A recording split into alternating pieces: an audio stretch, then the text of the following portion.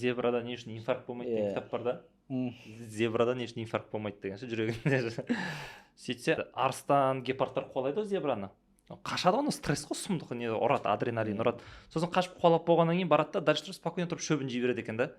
И зебрада инфаркт болмайтын себептерінің бірі сол өткенді қазбалап, өткенмен өмір сүрмейді дегеннен алып келеді да. Яғни ол қазір барып адамның айырмашылығы ол бір не сынақтар болып қалады да, одан кейін оны тағы да 5 жыл арқалап жүру мүмкін. Жоқ, осының кесірінен анау не үшін мен жолбарыс қуалады, қуаламағанда мен ана жерде тұрушы едім деген сияқты. Ал зебра сол моментте қашады, аман қалды ма, болды, памятінде түк жоқ.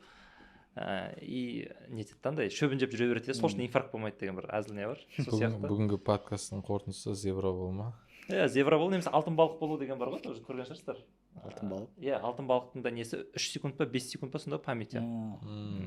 Ол жерде енді бір бүткіл нәрсені ұмытып алаңғасар болып жүр деген мағынада емес. Ал білмеймін, енді қатып қалған дүниенің үстіне қайтадан су құйып, оны бытқытып шығарып деген сияқты момент қой ол.